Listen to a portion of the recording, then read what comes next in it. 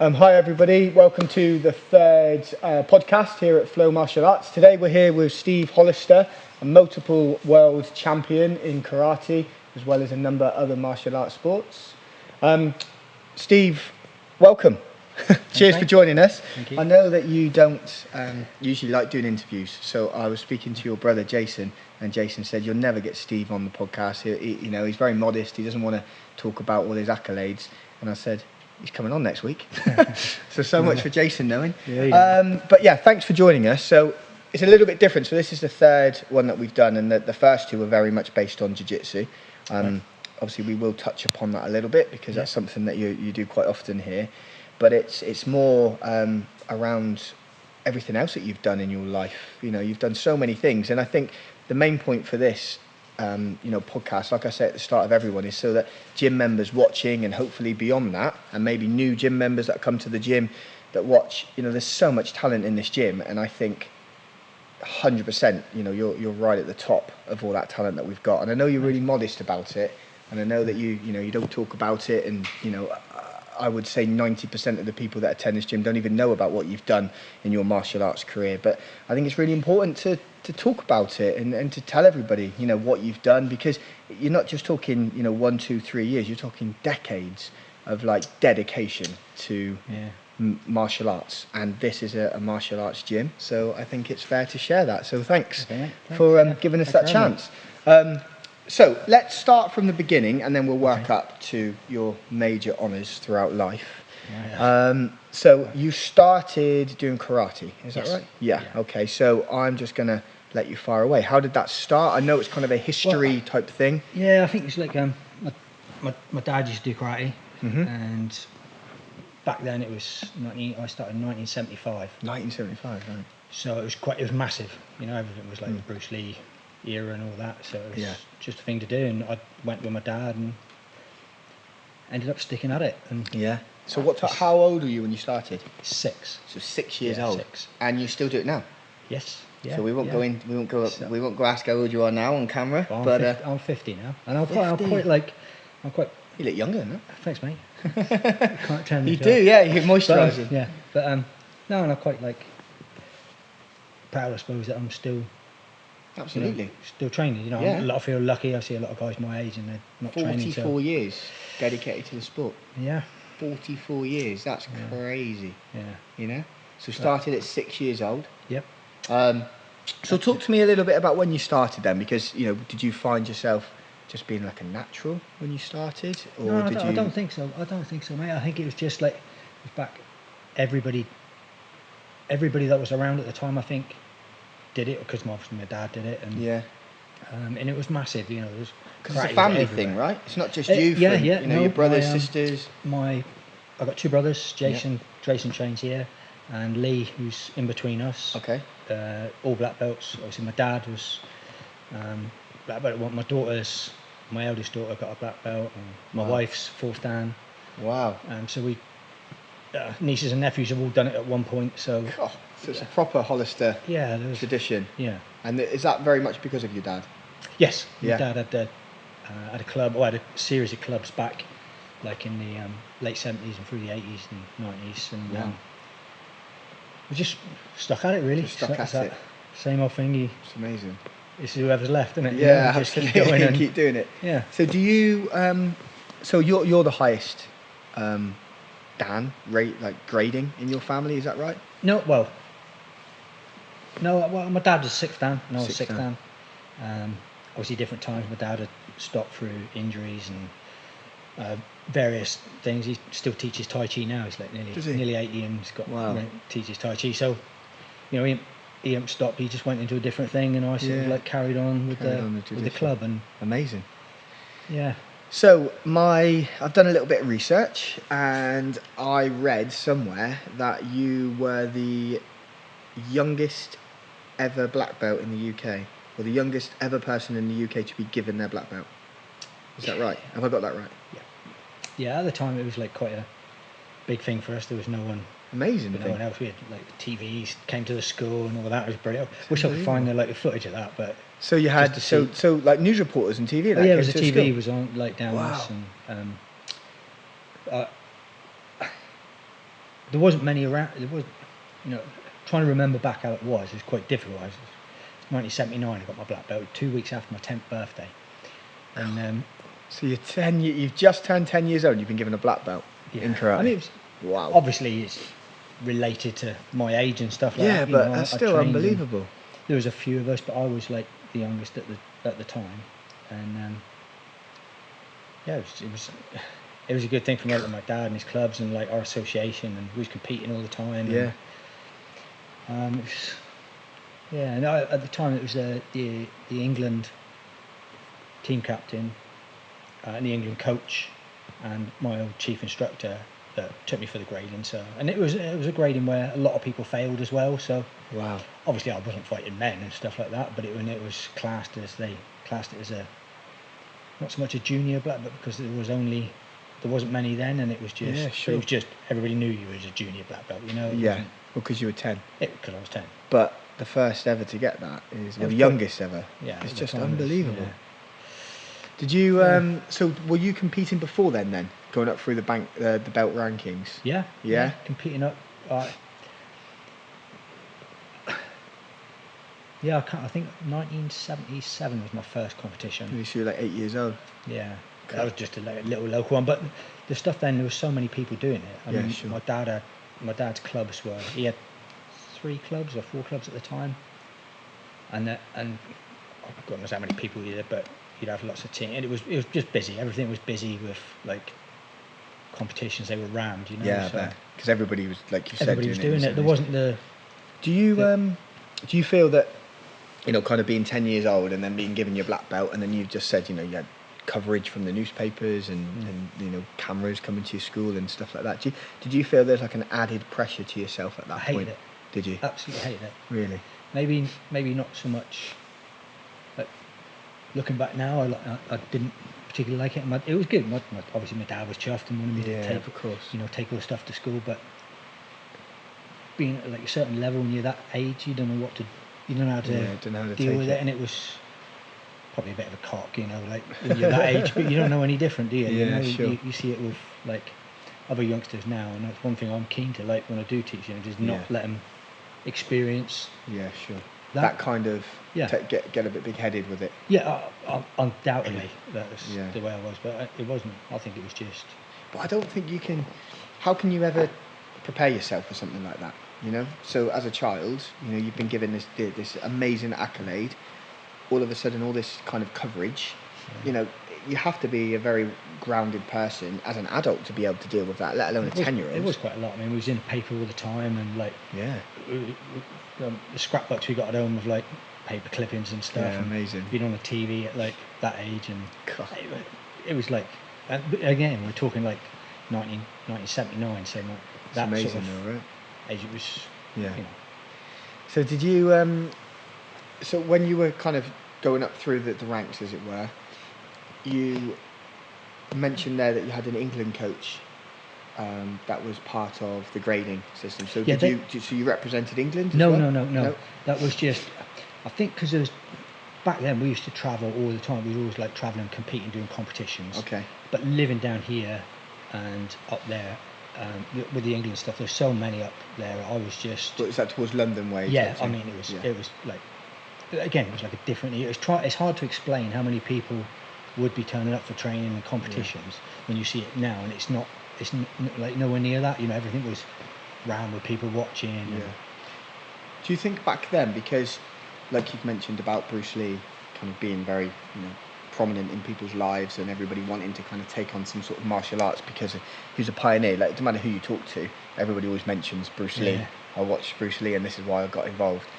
But do you think because at that moment in time, karate and the Bruce Lee thing and that type of martial arts was very prominent, that's why everybody wanted to do it? Yes. Because there wasn't enough other martial arts around. Exactly. There was nothing like.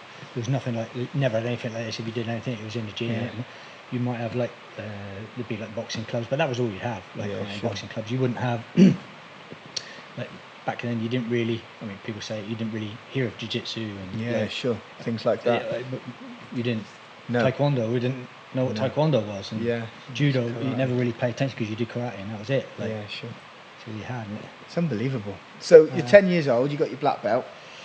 Times are changing for you, I assume, a little bit with competitions, and then you're now competing against. So, what was the age of the children or teens that you were competing against? It was quite a different, like under 5 foot and over 5 foot. I can remember. Okay, so they did sizes. Yeah. Oh right, okay. So it's no, and then we'd have like. I can't really remember like what the age ranges were or anything like that. But then you'd have, I can remember some tournaments you'd be about like 12 and might be fighting a 16, 17-year-old. And wow. Yeah, so it was like there was a big gap.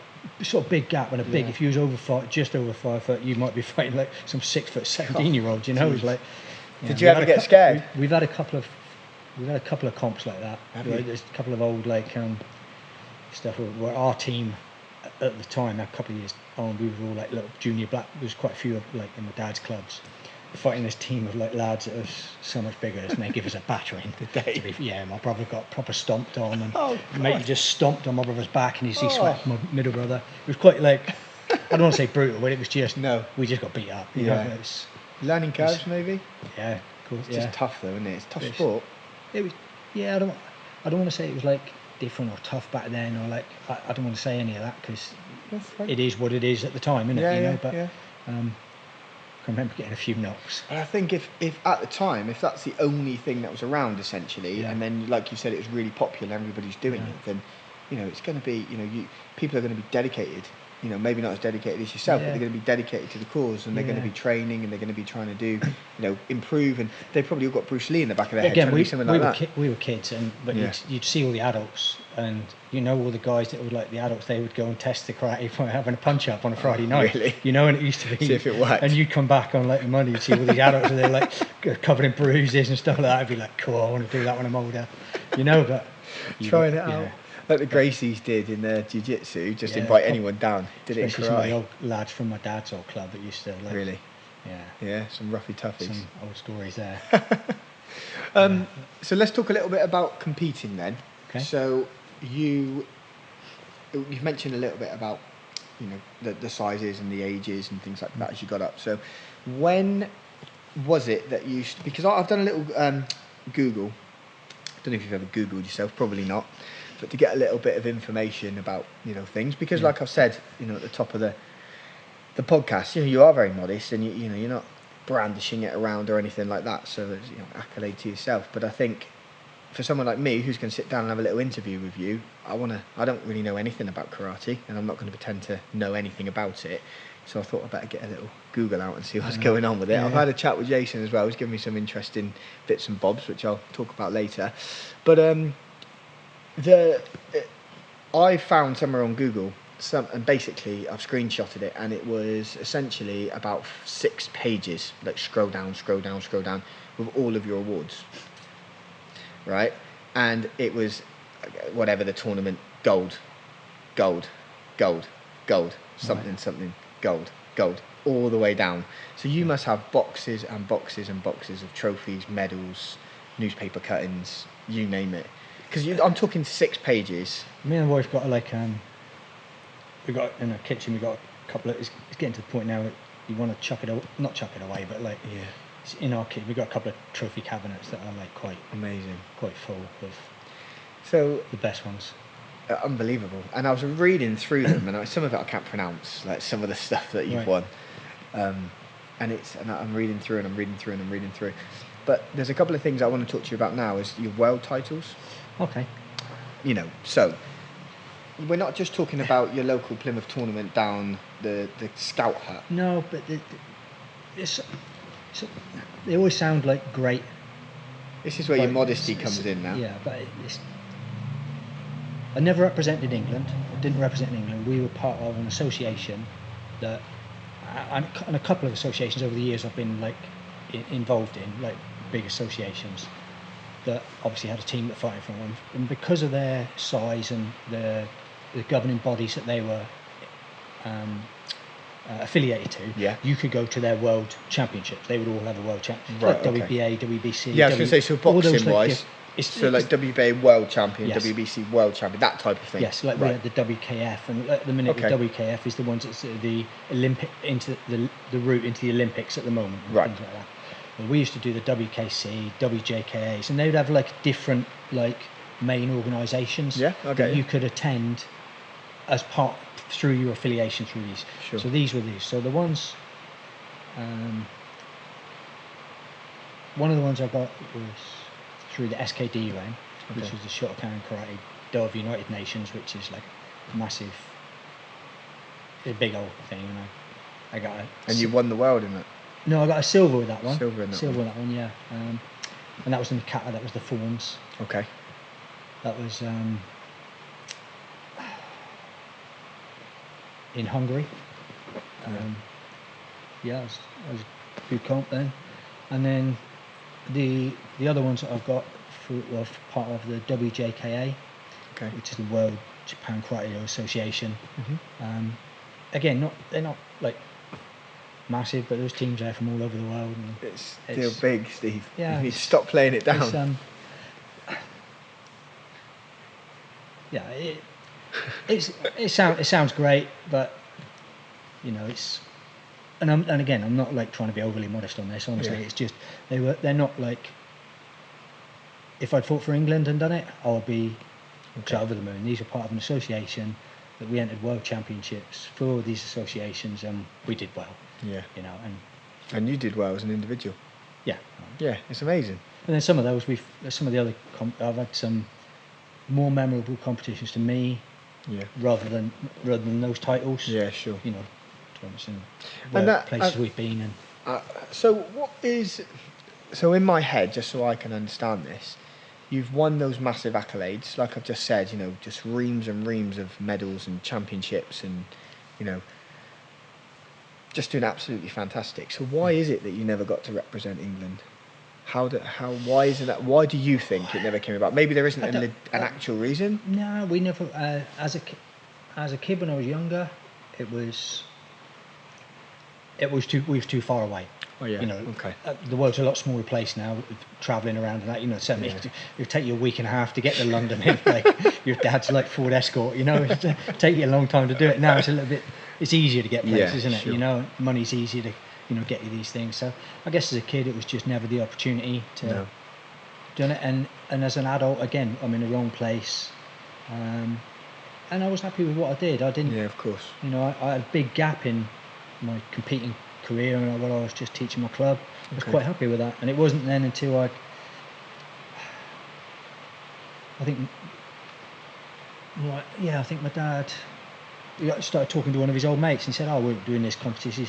Anyone want to come up?" So, and we went up again, and I got my love back for competing again. And that was probably like my late 20s again. Yeah. From having a big gap. Was that in your teens? Teens to early 20s or early 20s? No, from like my teens, I was like training, and then I probably had like a couple of years off my late teens. Yeah. You know, when you discover you go out and have a few beers and stuff like that. Yeah. And then when I got back, when I was back training again full time, I was quite happy to just teach and stuff down here, and I had. Because I was running the clubs, I never had any. Did you kind of inherit your dad's clubs? Yes. Yeah. I started training with my dad, and then it just progressed, like, for me, sort of naturally, just taking over, and then. But then I got my love back for competing again, and just amazing as an adult, and I think that gap did me a lot of good. Yeah, of course. Because it brought me away from, you know, just doing stuff, and then I just fell in love with it again. And it was just. And then the opportunities were not really there for me to. No. Progress it, and I think. Not a bad thing, because you know that necessarily wasn't the style that we were doing at the time. And, yeah. You know, so. Because am I right in saying that karate can be a little bit political sometimes? Oh yeah, terribly. Is it? Yeah, terribly. Yeah. I did read that as well. Unfortunately, is that because of, like, you've kind of alluded to the affiliations and stuff like that? Yes. Is that? There's a lot of people that want to be chiefs. Yeah. And a lot of people that are not necessarily happy with their lot. Okay. So if you're not happy with lot, you go and start your own thing, and then and all of a sudden branch. And again, it's like you don't want to see it happen, but it does, and everything gets watered down, and it's just the way it goes, isn't it? You know, it's happened with, you know, most sports, doesn't it? And especially with stuff like that, you got a lot of people that want to be a chief, and sometimes there's too many Indians.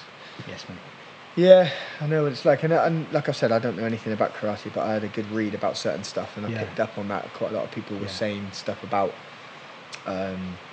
unfortunately, the politics. Sometimes people fall out of love with it because of the politics. They don't just stick to the centre of the karate. The amount of people that I've, like, over the years that I've known that have, like, just dropped out. Who are good people, like training, you know, good training partners and stuff, who just stop because of it, or don't train and take their stuff in a different route. And again, and it wasn't over the years. It's not been the same. There's more like this. Yeah, of course. You know, it's very. You can come to a place and put a pair of gloves on, or have a roll, and after your first session, you'd be knackered and like little karate. Who wants to stand there like straight punching again for like 3 weeks before you can progress? It's a lifetime of learning, and I think the time of starting a martial art like that.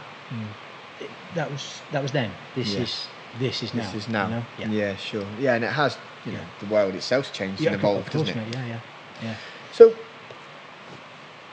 with your karate, you're still doing it. Obviously, that we've kind of just continued to talk about your training. Well, not so much your training actually. That maybe we can talk about that now. So, talk about a little bit about your competition and your titles and stuff that you've won. I'd like to talk about a couple of fights that are quite memorable to you as well at some point in this podcast. But your training, obviously, to be doing it for 44 years, you know, you've got to have some dedication there. Training element to that as well, like you said, it at times that I've watched you sometimes doing with the karate, and it is like your katas and things like that you're learning, which are obviously very, very important to karate itself. But training element to that, did you have, growing up, to keep your mind kind of active all the time, anything that you specifically went to when you were training, as in like different techniques, different strategies, different things? I think I've been lucky that I've never. I was just if it's something I want to work on, I just do it. I think I've been lucky away from like my main body of like associations who I was living down here, because I never really had to be as strict with what I did. So I could always change stuff, and if I wanted to change, like to like fit you and fit whoever, me and fit what I'm doing at the time, and I feel a lot of people don't do that enough. And I think if they had done with like karate things, maybe it could have evolved a bit. Like I know any better than most people, but I would say you do. You've got to change with the times. There's that modesty again. I would say you do. But you've got to change with the times, and if you want to keep going, if you don't, you'll end up stuck back in. That's very true. Back in like the 70s, where all I see at the time on Facebook of people that I know train with, how good it was, and I said, no, it's just a different time. That's just it is a different time. You know, you've got to go with it, or you stay there. Yeah, you know? Sure. So I heard a rumour that one of your training techniques by your dad was that he sometimes put pins under your foot. No, I don't know. I can't. Who's that from, Jace? I cannot reveal my source. I don't know. No, I don't know if my dad would have done stuff like that. He did a lot if we didn't get stuff right, but also, well, no. So no medieval stuff back in the 70s to make you get things a little bit more prominent in your brain. The art of stretching, shall we say? Okay. It wasn't so much an art, more as like you were pulled into position, and I can remember as a kid like being the ones that we all had as kids. We had to like jump on the adults' legs if they weren't like stretching. No. There was no warm up into it. It was like right stretching, and as kids we were the ones that used to like jump on them. I was lucky. I was supple. You know, I could stretch. I could do splits forward and back and all that. And I was really supple as a kid. So it was like. Sure. Jeez. It wasn't like an issue for me, but I can remember some people that couldn't. You get pulled apart. Really? To get those static stretching. Yeah, that was. Cool. Anything else? Anything else that sticks in your mind? As a kid, not really from like. Anything that you remember seeing people do? Just things that just stick in your mind. Just that. That was the like. People jumping on you if you don't get your stretches right. You didn't to try and make the stretch even harder and longer. Yeah, and that of like. I don't want to say people getting beat up, but there was an awful lot of like toughening yourselves up back then, sure. which when you look at it now probably wasn't like a great way to toughen people we're up. like class it as conditioning, but like Yeah. the 70s style conditioning. Yeah, it wouldn't have been a nice place to be if I'm lucky I was a kid, so I wasn't like into that, but I'm sure for the guys that were in it. So do you think, like, I mean, obviously, 10 years old, getting your black belt, and you're watching these, tough ladies and men, go to town on each other and condition each other. Do you think that gave you a little bit more of like a fighting spirit by being able to watch these people? Because people talk about role models, and sometimes in the gym, a lot of the children watch some of the people training and stuff like that. And I've spoken to some of the kids after sessions, and they're like, "Oh yeah, I really like so and so," and they watch the adults and they want to be like the adults. So do you think that might have a little bit to do with yourself? Maybe, I don't know. I think I've always enjoyed that bit of it, and I over the years I've had a lot of my people that I watched as a kid. Yeah, I've had my bubble burst by them. Okay, of being like, when I get to that sort of age of them not being that far apart. Yeah, they're not that nice of people, and I've always thought I don't want to be like that. That's good. I want to try.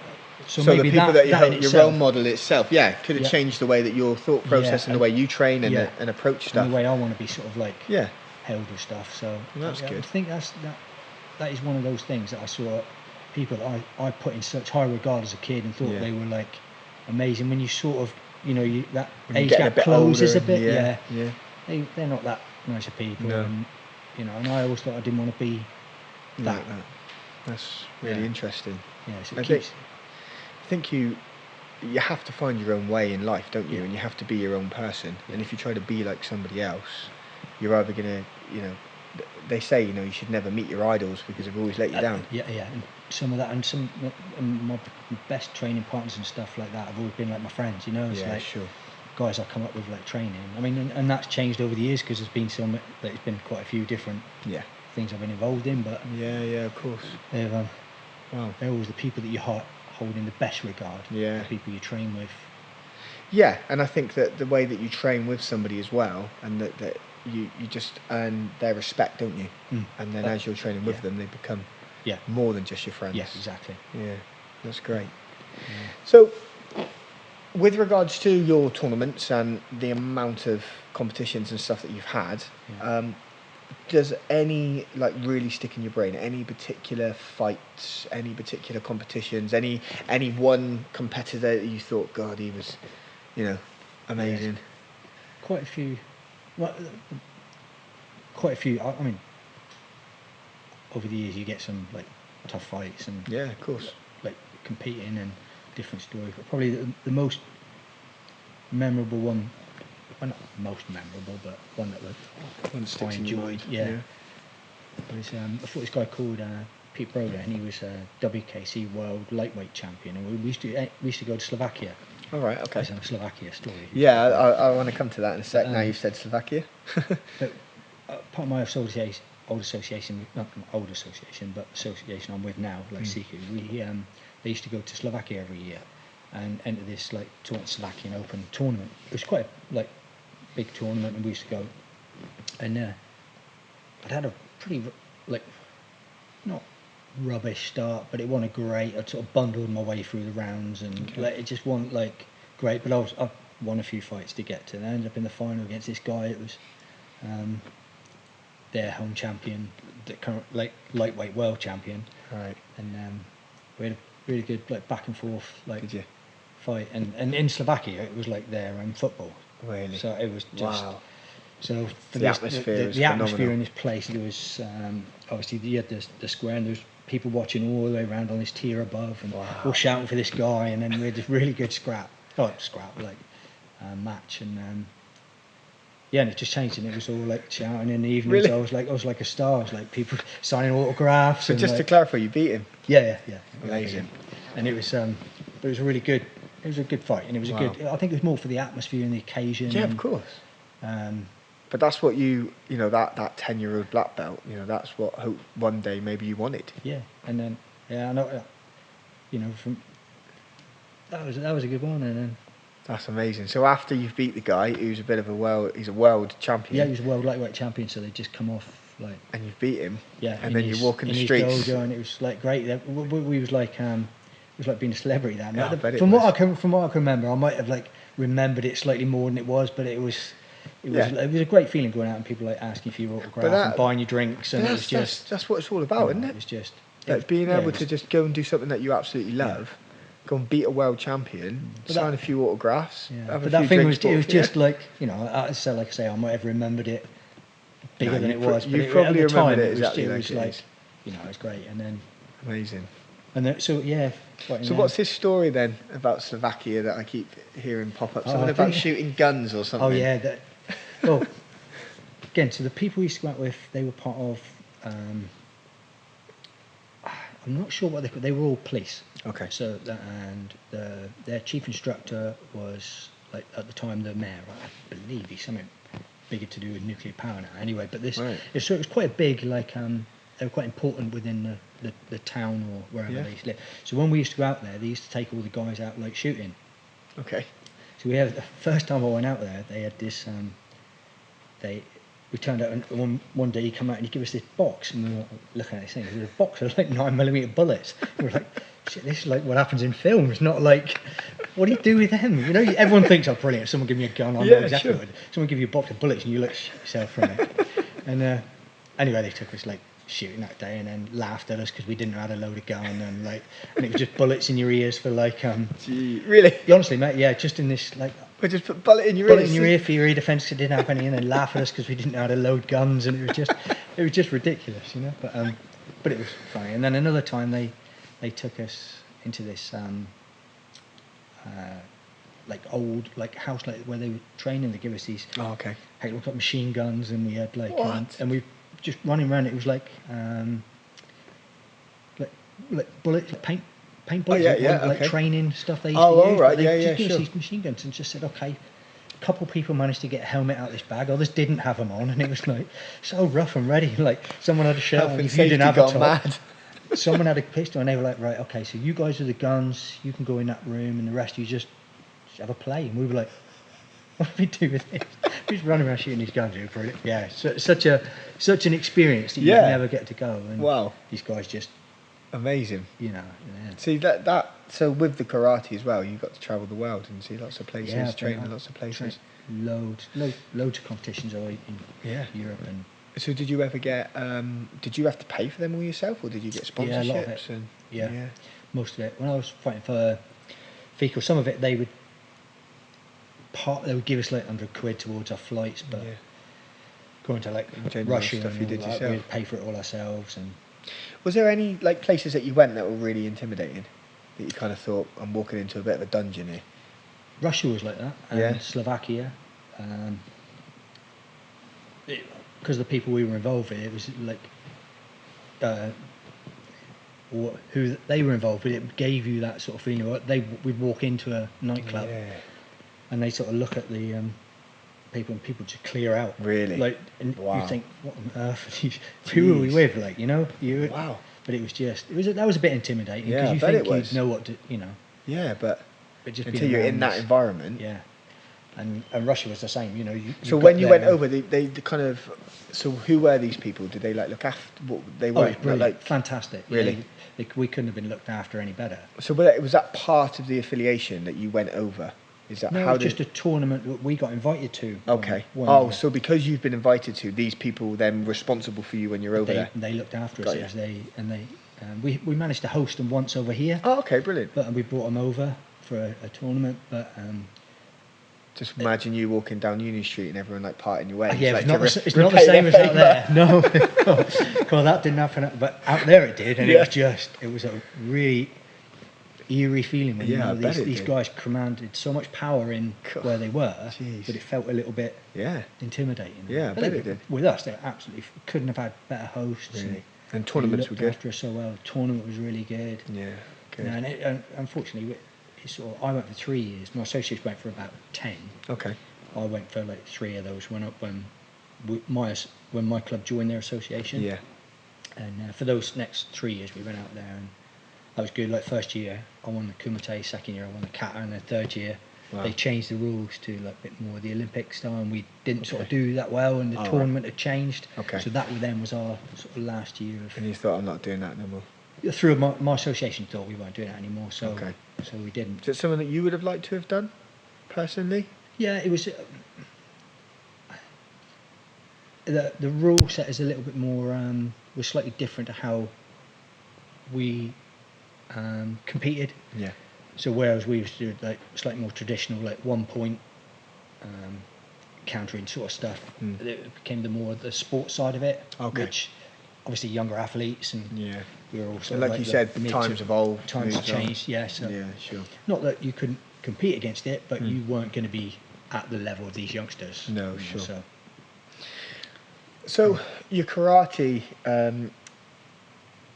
we've kind of established a lot of the stuff that you've done and where you've trained, and keep kind of referring to the accolades that you've won and things. But so let's talk a little bit about other types of martial arts that you've been involved with. So obviously you're a purple belt in jiu-jitsu. So how long have you been doing jiu-jitsu now? About 4 years now. About 4 years now. Yeah. Wow. How did you get involved with that then?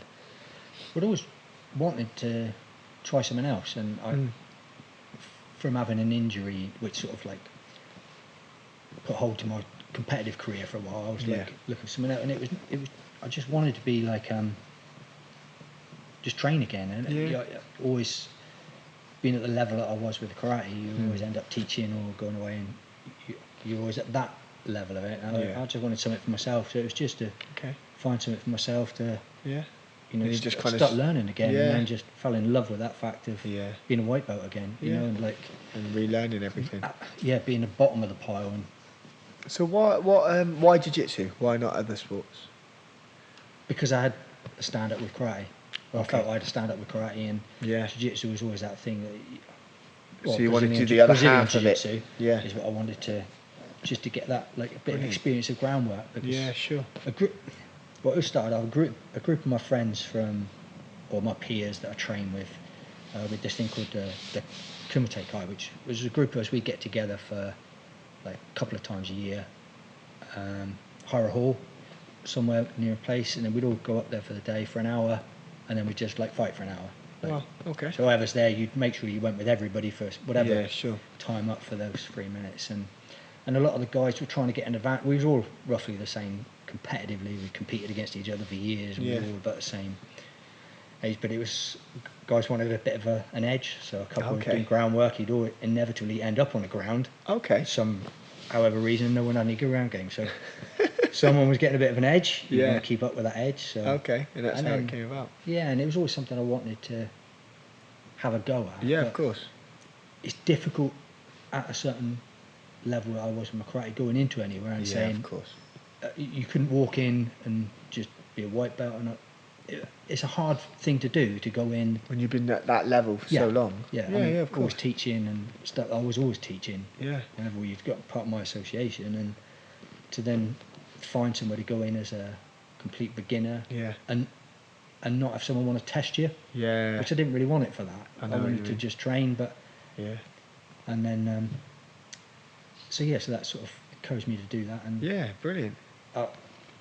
From where I started, it was I didn't really know where to start. I just picked one that had the highest grade at the time. Teaching jiu-jitsu, and then that's where you went. A little bit later, and then in with us. Association with amazing Kenny. And so do you? I notice now that you're doing quite a lot of the teaching as well around the striking stuff that we've got here. The kickboxing, the boxing. Kind of links with all the MMA stuff, really. Obviously, with your stand-up. So, have you done any kickboxing, boxing matches or anything like that? Not competitively. Always had the karate, and up until say 3 years ago, 4 years ago, I was still competing within karate. Wow. So, to be good at something, you've got to commit to it, haven't you? I never, although I've always trained, like say kickboxing style against like bags and my own training. That's always like it's your own thing. Because I guess the karate helps massively with the distance and stuff like that. Striking. Yeah. It's only a rule set. You've only got 2 arms, 2 legs. There's only so many different variations you can do with them, and it's only a stylistic difference that makes you a good striker. So if you Do you feel that being able to have that level that you're at, it's able to kind of transfer into your teaching? You know, when somebody comes in and puts the gloves on and, you know, has a little kind of muck around on the bags or the pads or whatever like that. Do you feel that that's quite an easy transformation to do? Yeah, because it's coaching, isn't it? Sure. Your job as a coach, I always feel of the stuff that's helped me at the time. You're looking for mistakes, and like maybe not so much mistakes, but certain things that you can see that need like a little bit of encouragement to get better. And that's something that with karate is very exacting. Okay. You tend to look at that you notice that very easily. Yeah, sure. So then you can sort of say, well, try this. Or try that. Maybe this will help you. Maybe those little nuggets that you've got. Yeah. That's what makes the coaching bit quite, I don't want to say easy, but easier. You look for things that you can add to. Yeah, of course. Because you've helped coach Kate, haven't you? You know, do some coaching with Kate. Yeah, we've been doing a little bit of stand-up stuff, and just the movement's different that she hasn't been doing, and I can mimic the being a southpaw, which she was, the girl she was fighting was good. So we've been doing a bit of training, and it's been really good. Yeah, she progressed greatly. Obviously, winning a massive fight last night, which is fantastic. She didn't get the chance to do any of her stand-up. No, she didn't. She took her down. Yeah, she'll keep that in the back pocket though for next time. It's not just kind of martial arts though, is it, as well, that you're interested in and doing? You're also involved in a bit of gymnastics and stuff like that, am I right in saying? Oh yeah. Well, part of my job, I work at a gymnastics centre. Again, it's just coaching like kids there that I'm down as the free running instructor. Amazing. And part of the gymnastics team, but really it's just like sort of encourage kids to play in. Like, yeah, sure. Like, and the stuff they're doing, again, just looking for things that can make them better. You know, getting your body only moves in certain ways, doesn't it? You know, if you see a kiddie that's just needs to put an arm here or a leg there to make him better, it's easy to spot if that's what you do. So I fell into that. So did you? Yeah. How did you fall into that? Well, it's just where my club was. Okay. For my kids' club, and they needed someone who wants to do something. And again, it's just noticing mistakes and giving them like better options to make things. So how many years have you been coaching now, like in general? Well, I think I sort of took over the club 99, 2000, something like that. Okay. So I've been doing it nearly since 20 then. years. Yeah, and then like at a high level, I was taking up my association. I was coaching that quite. I run the squads, and then obviously with the Navy and that I coach for the Navy and Royal Marine Karate team as well. So did you? I've been doing that for the last 5 years. And you're still doing that now? Yeah, still doing that. We're away soon for the inter-services again in July. So you're head coach down for the Navy and the Marines karate? Yes. Brilliant. Which I've done for the last 4 or 5 years. God, amazing. Yeah. So how did you fall into that? How did that come about? My the inter-services, obviously the main place was at Portsmouth, and for the Navy then HMS Nelson and all that. Sure. My association is from Portsmouth. All right. Okay. So one of the Royal Marine guys who was part of the Martial Arts Association. Yeah. Knew we was up there and asked my chief instructor, because their coach at the time couldn't make it for some reason that week. So he just, have you anybody else that will teach it? All right. And my name was chucked up. Your name was chucked up. Been doing it ever since. Wow. So. Amazing. Do you enjoy it? Yeah. It's great. It's a great week away training. Yeah.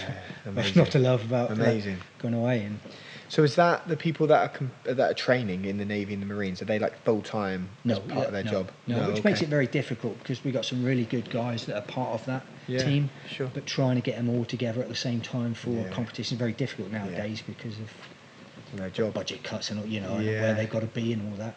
But God, you okay? Yeah, bit of cramp. Yeah, a little bit. But yeah, so that it would be great if we could get them all together at the same time, but just can't. So, just can't sometimes. Yeah, but it's good experience, and the guys are really good and really keen on. Yeah, I bet. Amazing. Yeah. So a little birdie also told me that you've won Coach of the Year as well before. Been given an award for Coach of the Year. I've got lots of little birdies. Yeah, that was. I must admit that's amazing. That was a really good time, and that was probably like the best. Yeah. My club had done really well. We'd been to a few big tournaments that year, and my club had done really well, and I got got that. No way did expect to really get that. So how did that come about? Did someone like just turn up at your door one day and say congratulations, or? No, it was the Herald. You know, they do it like every year thing, and I got nominated through my club. I'm not sure if my wife was part of that or got so the guys people would put your name forward. Put my name forward, and I had quite a few nominations for it. Amazing. And then, but then I didn't no I expected. We got invited to the big gala do at the theatre pavilions. Yeah. And massive dude, right at the furthest far back table you could be, right by the door. You know, that's the sort of thing. I'm never going to get anything like this. So when your name got called, you had to walk through everyone. Yeah, walk through everyone, and like, but it was really cool. The TV come to the club and do a little snippet of filming and that. Amazing. And then, but at the time there was Tom Daly's coach was there. Oh yeah. He was in it. The swimming coach, the Olympic swimming coach. Wow. So there's 3 like Olympic coaches. Big, in there. Sure. So I never expected to. So you beat all them. Yeah, I've got a nice little trophy off Sally Gunner. Sally Gunner, eh? So just to confirm, so you've got an Olympians coach that's there. You've got the swimming team's coach. And God knows how many other coaches that are around. You probably, I mean, I assume there would have been probably Argyle, Plymouth Raiders. Yeah, I think there's something like that. There must have been something like that. Squash coach. And all the other coaches that exist in Plymouth, which is a massive city, and you've gone and beat them all. Yes. That's amazing. I was chuffed with that. I bet you were. Yeah. And then Flo gets to have you down here coaching as well. It's unbelievable. Yeah, it was good. Yeah, it was good. It was good time. I really didn't expect. I was chuffed to bits to get like even nominated down the last 6, and all the stuff. That was quite pretty cool. Yeah, and then to win it. Yeah, unbelievable. Yeah, totally. Well, congratulations, mate. So let's talk a little bit about jiu-jitsu now then. Okay. So, purple belt, 3 stripes? Yep. 3 stripes. So not too far away from brown one day. Maybe.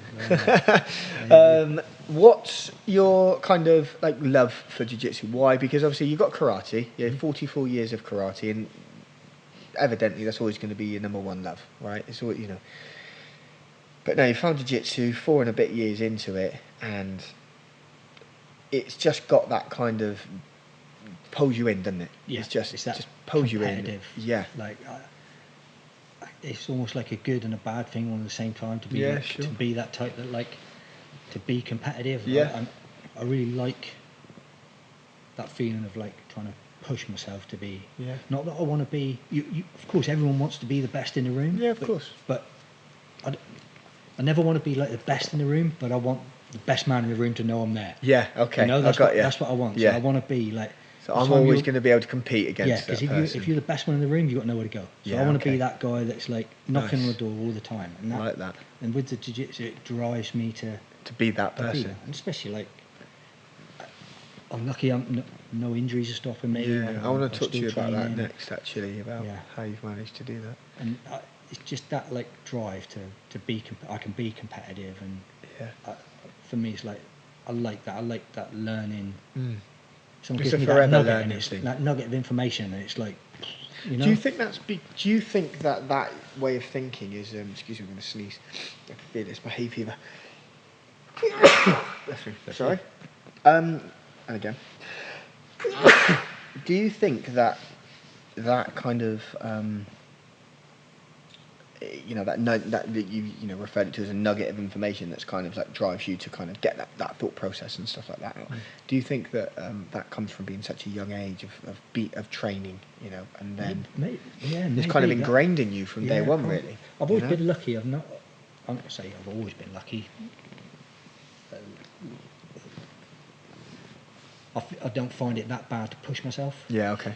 Whether there's some psychosomatic thing in the back that I need to be pushing myself all the time for some reason or whatever. But although that thing, it's easy for me to push myself to the point of dropping. I can keep doing that, and I like that. Yeah, okay. So like that.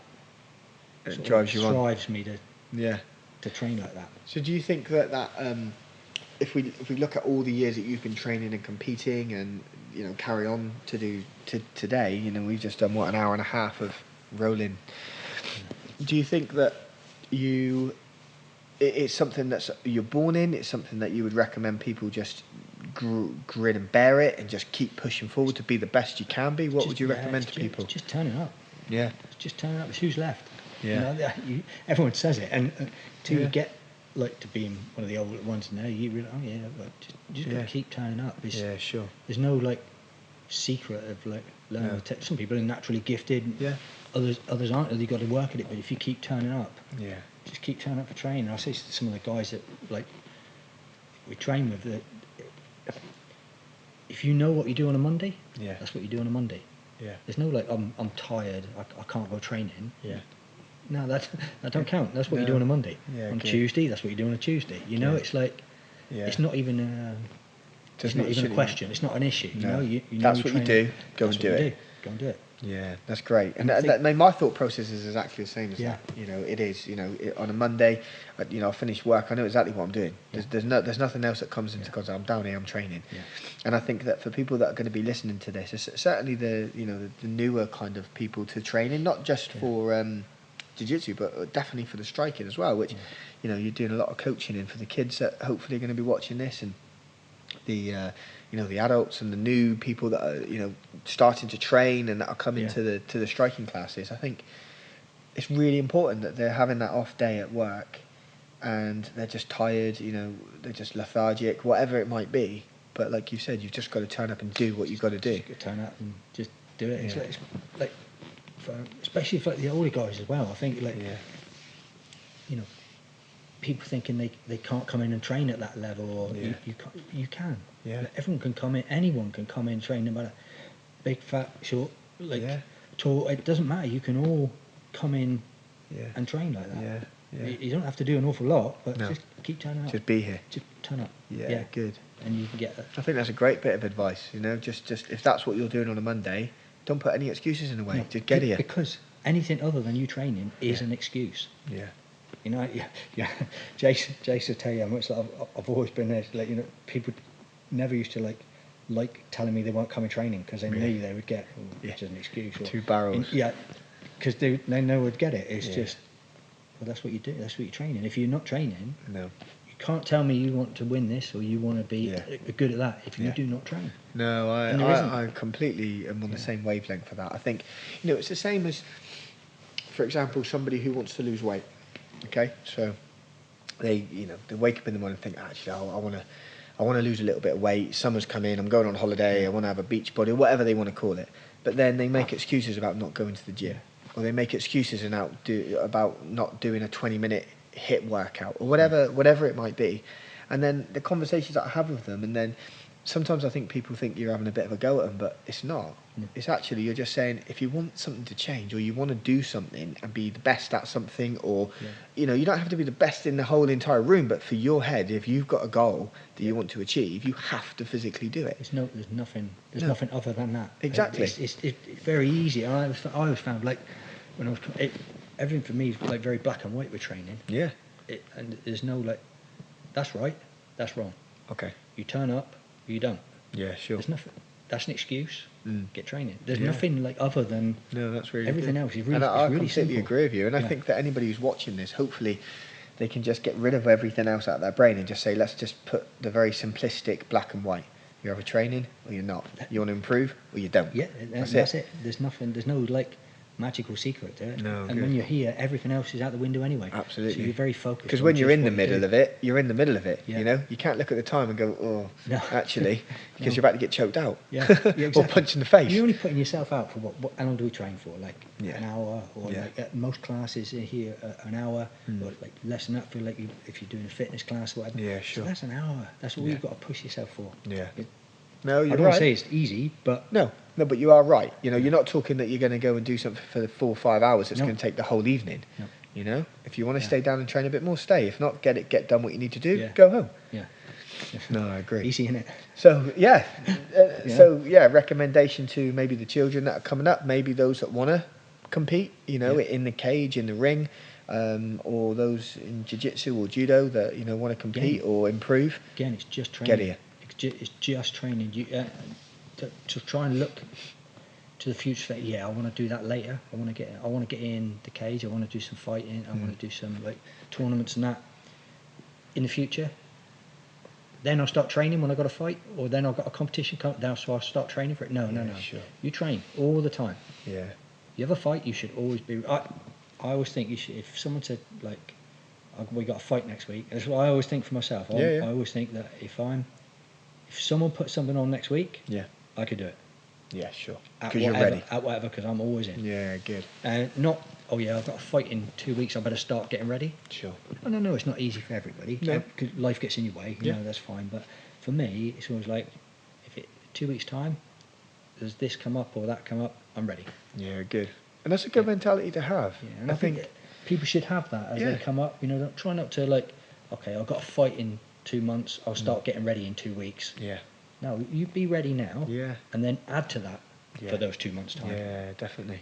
And I think that's the guys that are going to be the champions, or they're going to win at what they do, they're good at what they do. Mindset. The right mindset. And what about when they're in training? So you know, they've turned up, 6 o'clock class, and they're here. It's been a slog to get here, but they're there. Yeah. And then they know they're about for a good hour now. What would be recommendations from yourself about your own personal training when you're in amongst that? So, you know, concentration, ability, technique. What would you recommend? Well, hopefully the coach whoever's running the classes has done their homework and is leading you in the right way. Yeah, so sure. Our job as like coaches and stuff like that is to lead those people. Is to know that those guys have come in from a tough way, a tough day's work. That they're going to come into your class and you're going to lead them and give them something, a certain direction with their training that they don't really have to think about, but they just have to sort of get to. And along the way, then you can start having those different thoughts. So you have a start and an end goal about what you as a coach want to achieve, and what kind of the path it takes in there. Sort of the people involved in that class. Yeah. Don't really have to do too much except for try and do what do it. Coaches ask. Yeah, and I think evidently that's what somebody pays for, right? Exactly. You know, it's not a personal trainer, but if we use a personal trainer as an example, people pay a personal trainer to help them improve in certain aspects of the stuff that they're struggling with. And some people pay for a personal trainer just because they don't want to have to think about what to do. They turn up, they get told what to do, that hopefully the coach is leading them down the right path, and they see goals. As a coach, your job is to lead the class and see. It's very. I always think my way of like coaching is to be very like personal and exacting to that person. Okay. So although you teach a general class, you have to know those people in that general class to then steer them in the right way of what they're doing. And sometimes it's very difficult because you've got like classes getting bigger and that. But that's the only way. To get people. Some people need encouragement in a different way. Yeah. You know, some people are never going to do like a high kick. Yeah. So, all right, so make them do a high kick. Make them do a better low kick. And don't make them feel bad for not being able to do a high kick. But know that you think actually that person probably could do if I encourage them in a certain different way. Sure. Not going back to the 1970s stretching. No, not that. Not that. Cool. Yeah. So I think anybody again watching this, you know, once you are here and you've done that hard bit of getting here, put your faith in what the coach is offering you, mate, and then and listen and concentrate. And we're not always got the right answers. No, but hopefully you've made the mistakes yourself enough that that new people that start training don't have to make them mistakes. Yeah, sure. So everything should get like easier and easier to like progress. And then we're lucky here. We've got a great team of like higher grades or like that encourage everybody anyway. You know, it's a great atmosphere. Talking to a guy today, he's been here like 2 weeks doing like jiu-jitsu. Yeah. And he said he trained somewhere else, but he's come here and everybody, the atmosphere and the vibe in the gym amazing. Is just completely different. And he's been here every day in them 2 weeks. You know, and things like that. Yeah. To hear newbies, it makes it easy. Absolutely. Yeah. And it makes you feel that like the gym ethos and stuff like that is exactly what Kenny and Darren wanted when they first started this. And I think Kenny mentioned in his podcast that it's about the right training environment. Yeah. It's certainly not about who can beat who on a regular basis. It's about how do you train. Yeah. Can you train in an appropriate way? And I guess that's exactly the same, not just for jiu-jitsu, but it's also the same for striking. You know, how can you train? Can you? Who cares if you can come in and beat everybody up in the room? That's not what it's about, is it? Yeah. It's about learning your technique, learning skills. And I guess for me, hopefully some of the younger like young people that watch, that do a lot of the training, because the MMA classes and the boxing classes and that are busy, right? And I think with the summer holidays and that coming in now as well, hopefully they'll start watching stuff like this, and they'll start to realise that, they don't have to walk into a room with an ego, or walk into a room thinking that they're the best, or they can beat everybody up, but actually have faith in what the coach is giving you, learn that technique, think about that technique, and do it right, and practice, and have fun doing it. We've been through the fact that we're coaches, because the fact we've probably been through a lot of these mistakes everybody makes, and we all make, and you still keep making them, but you just maybe try and make them less. Yeah, of course. Less often, and for people just to turn up is the number one secret. It's the number one. That's it. And it's great. And I think it's so simple, but it's the best advice. Yeah. Just get rid of those cobwebs and just go do it. Yeah. Don't put those reasons and excuses in the way. And like you said, life does get in the way. Yeah, of course. But then if life gets in the way, and you're struggling every Monday to do it, then your routine changes. Just don't put Monday as a gym day. But if, again, this is my thinking, if life does get in the way, that competitive level that you want to be at is maybe not for you. Yeah, that's which fair is fine. enough. No, that's fair enough. The only thing that gets in the way. Good. That's another if way anything of looking gets at it. in the way, that's not for you. Yeah. So change your mindset. So actually, you want to be the champion of this tournament, but yet you're not putting the time in, and you're not going to get there. So don't kick yourself for it. That's just not for you right now. Maybe there's something else. Yeah. You got to aim to be elite. Yeah. You got to aim for that thing. Yeah. You can't aim at being mediocre. Yeah. You aim at being mediocre, you get to mediocre, great, you're mediocre.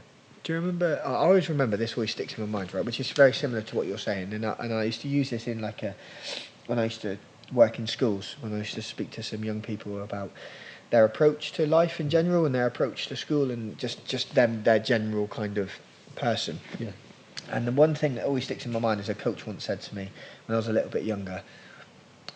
Just because you're not professional doesn't mean you can't act professional. Yeah. And for me, that's always stuck in my brain, because just because you're not a professional doesn't mean you can't strive to be like a professional athlete. You can try and train as hard as you can. You can try and dedicate yourself to the sport as much as you can. And whatever happens along the way, happens along the way. But it doesn't mean, just because you're not, shouldn't mean you can't act like it. You can't train like it. Yeah, 100% agree. Yeah. 100% agree. And that's why I think, that's always in my mind. A lot of people sometimes have a little bit of joke about me being down the gym a lot, and I'm like, look, I'm not down the gym as much as half of some of the other people that are down the gym, okay? But if you think I'm down the gym quite a lot, that's because I want to be at a certain level, and you have to, in order to get to that point, you have to put yourself through it to get there. And I think sometimes people get frustrated, lack of progression or lack of whatever, but for me, you're only going to be kicking yourself if you don't put the time and the effort in. And if you can't put the time and the effort in, stop kicking yourself. Yeah, exactly. That's just the way it's going to be. Exactly.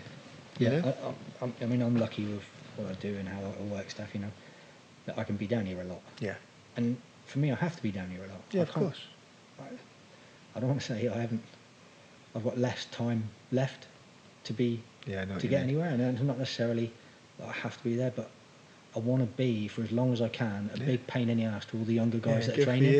In my jiu-jitsu, that's all I want to be. I don't necessarily have to be any better or like higher grade or anything like that, but I want to be a pain in the ass as long as I can for everybody. I want to give everyone a tough time. Exactly. Yeah. Because if I don't think of that, I'm going to be sat on the sofa and I'm going to get fat and I'm going to get old. And it's true, isn't it? No, I think that's really good, mate. I think it's a fantastic attitude to have. And I think that more guys are coming in that see that, I didn't start jiu-jitsu until I was 45, 46. Amazing. And there's no reason why anybody can't come in and Martin's just said, Great advice. We've got a couple of guys that are like older than me, obviously, but yeah, I know what you mean. But there's no. But it's great for me. It's great, I'll use that terminology like poster boys. I don't know anything else to say, but it's really good for people to see. Hopefully, even people that are going to be, watching this, or we'll put links on Facebook and stuff like that, and maybe they follow us on Facebook, or just because they've seen it one day and they popped up, but they haven't even had the. Because it's quite daunting walking into a martial arts place. As an adult coming into anywhere, your perception of what it's like when you walk in that door, you think of blood flying everywhere and stuff, and you come in and you realise it's completely not. It's a group of mates training together, absolutely, which is the whole ethos of the gym, really. You come in here and you realise you want to be part of that. It's like you're going to see your mates. You're not really going to. And I think it's your mate choking you out. You know, it doesn't even count as. I think that's why it's so important. You know, especially for people who, you know, feel well, it's a young man's sport, or I'm not fit enough, or whatever. No, calm down and give it a go. Yeah, mindset. Calm down and give it a go. Some of the 101 classes now have got, you know, slightly older gentlemen that have started to train, but they're here every single 101 class. They're turning up every single week, and they're just like, I love it. Yeah. It was complete. I was a bit daunting when I first walked in, but everyone's encouraging, and actually, it's fun. It's like, you know, okay, we might get a little bit, you know, bump and a bruise here and there, but it's not on purpose. It's part and rough and tumble play. You know, as a kid, that happens to you. So why not happen to you as an adult? And no, but I think it's great. I really, really do, and I think it's. For me, it's a great form of fitness as well. Like, you know, even putting in the boxing pads. You know, there's people coming in. It's not about punching people's head off. You know, it's about coming in, learning your techniques. And that's one good thing about the kickboxing that we have within the kickboxing classes. There is that level that is. We gear the classes very much towards pad work and like technique, rather than going in and having a fight. You build up, of course. We've got some good guys in the gym that want to take it to the next level and do that, and that training is separate. But as regards to like coming in doing kickboxing, you should be able to come in and have a good training session, go to work the next day, not feel battered, and maybe a little bit battered, I know what you mean, but not enough to affect your normal life. Yeah, and, definitely.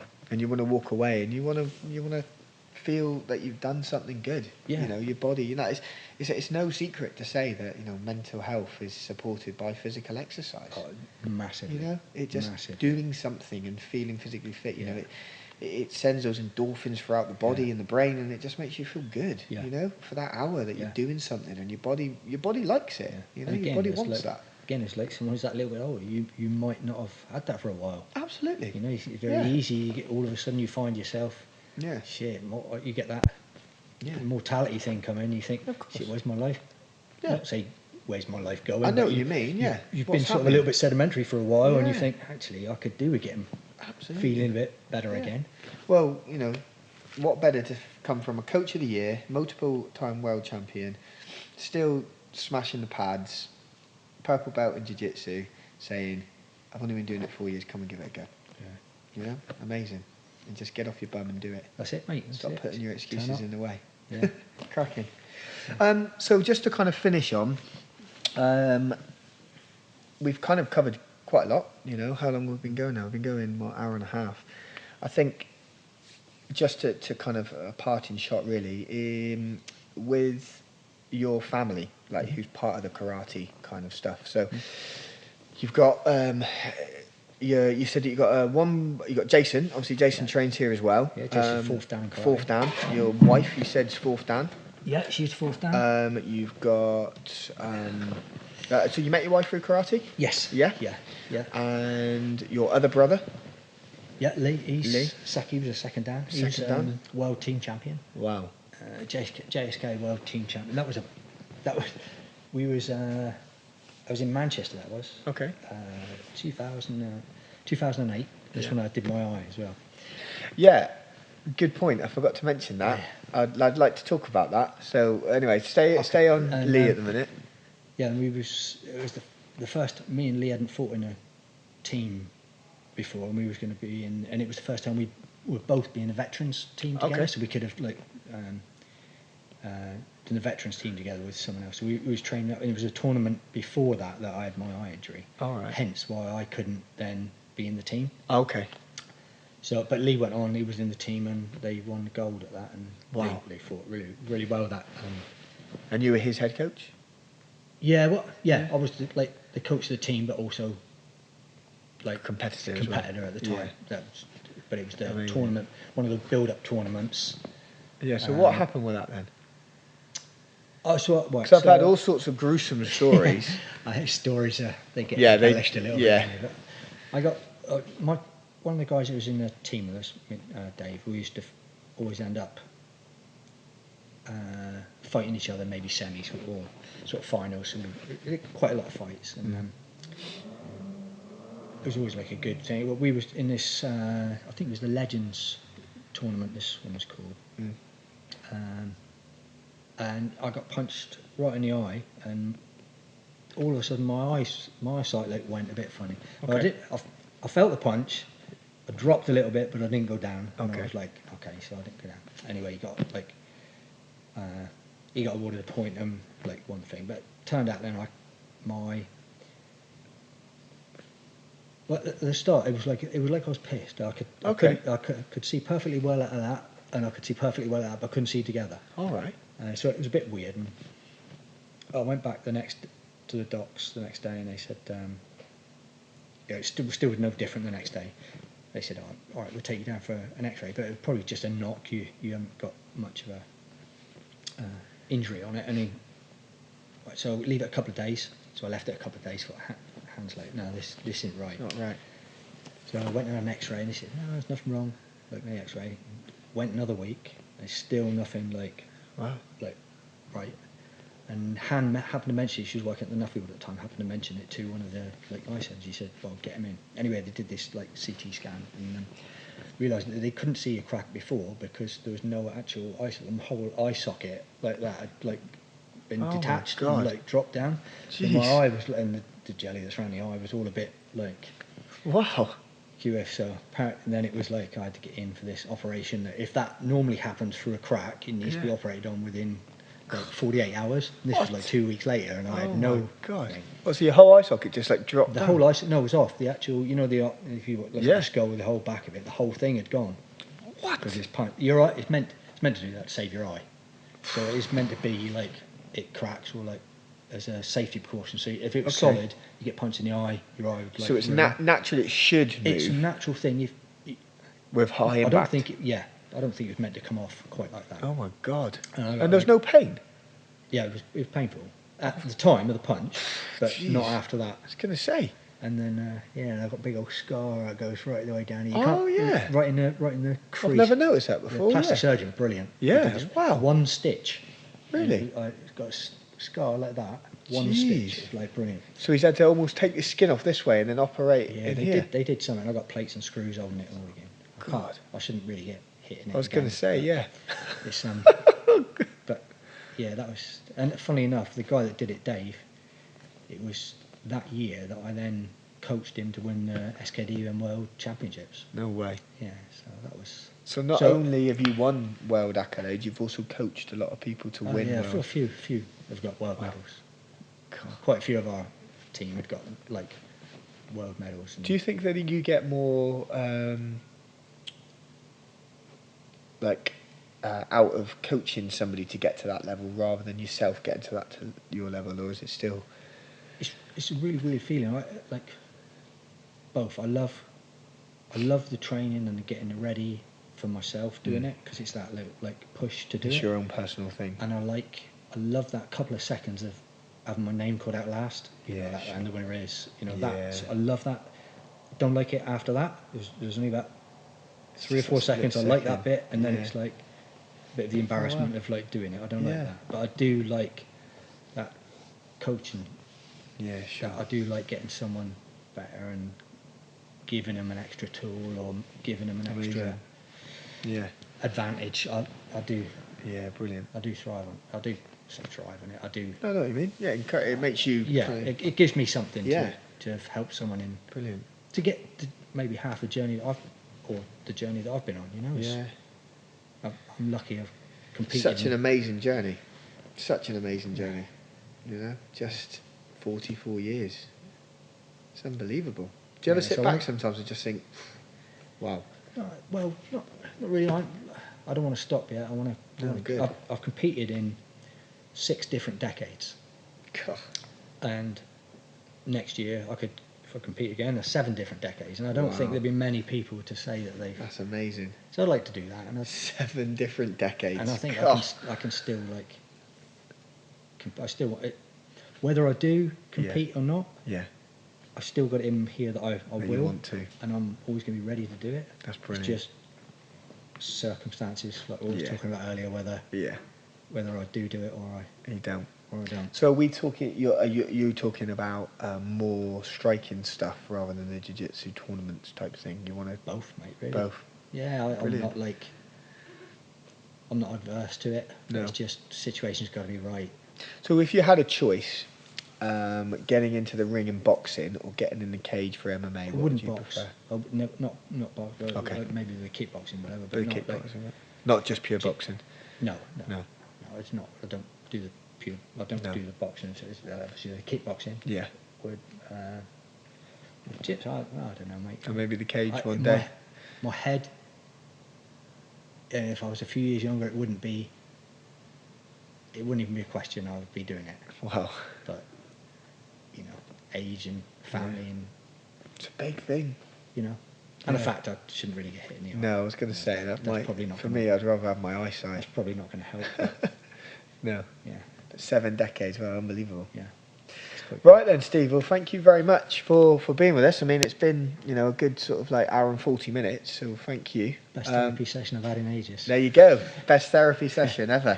No, great. And honestly, like I think it's so important to just tell everybody, that we're getting quite a lot of people that are listening to this, especially around the gym, and hopefully it's going to go out further. And just people to know the amount of talent, like I said at the start, that we've got down here, and you're 100% like up there and beyond them. So yeah, thank you very much for being part of it today. Thanks, mate. Hope you've enjoyed it. Cool. Cheers. Cool. Thank you very much. Right, thanks guys. So that is the end of the podcast. Tune in. Hope you enjoyed it. Thanks very much, Steve. Cheers. Mate.